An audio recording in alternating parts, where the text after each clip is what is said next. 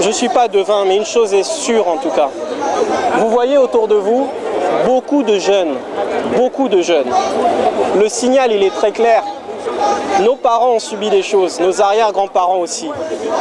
L'attitude française, paternaliste, civilisatrice entre guillemets, si les autorités françaises ne comprennent pas que c'est une page à tourner et un livre à fermer, la jeunesse africaine va le faire comprendre. Nous avons décidé de reprendre notre souveraineté. Ça ne se demande pas, ça se prend. Les intérêts français ne sont pas défendus par le gouvernement de M. Sarkozy ou par l'autre gouvernement frauduleux de Mme Aubry, qui elle-même a fraudé pour être à la tête du Parti socialiste. Ces gens-là, s'ils ne comprennent pas, qu'ils ne défendent pas les intérêts de la France en salissant votre pays, en salissant son image, en salissant le peu de respect que nous avions quand même gardé, vous allez transformer notre rancœur en haine. Ce n'est pas dans l'intérêt du peuple français. Réveillez-vous. Et vous personnellement, vis-à-vis de Sarkozy, c'est quoi votre sentiment? C'est le président de la République française. J'espère qu'il ne sera pas réélu. En tout cas, j'espère pour les Français qu'il ne sera pas réélu. Mais j'espère surtout qu'ils feront un choix plus judicieux, parce que ce n'est pas juste le personnage de Sarkozy.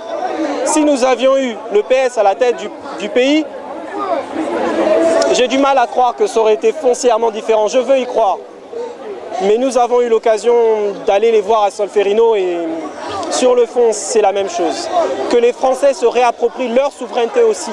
Ils ont délégué leur pouvoir à des personnes qui les méprisent, à des personnes qui se sentent supérieures à elles. Mon souci, c'est l'entrisme étranger, l'entrisme des soi-disant institutions de la communauté internationale, ou si on fait l'historique, on se rend compte que ce sont des institutions qui en fait sont tenues par 3 pays. Historiquement, on peut remonter à la Société des Nations. Il faut voir sur le long terme ce qui se passe actuellement.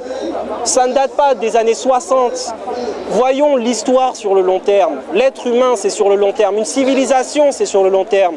Monsieur Sarkozy parlait de civilisation, de politique de civilisation. Il fait du court-termisme. Il est en train de saboter un à un les atouts de la France. L'attitude de défense de la souveraineté de l'Afrique et le panafricain que je suis ne peut qu'exiger le départ de toute troupe étrangère d'Afrique, de tout armement par l'étranger d'Afrique. C'est à nous de régler nos problèmes. En Belgique, il n'y a pas de troupes onusiennes et pourtant il n'y a plus de gouvernement depuis plus longtemps qu'en Irak. Pourquoi, lorsque c'est l'Afrique, on peut se permettre d'y aller? Parce que eux, c'est pas pareil. Parce que ces gens-là, ils ne savent pas régler ça eux-mêmes. Nous allons le faire comprendre si jamais ce n'est pas entendu. Réveillez-vous, réveillez-vous.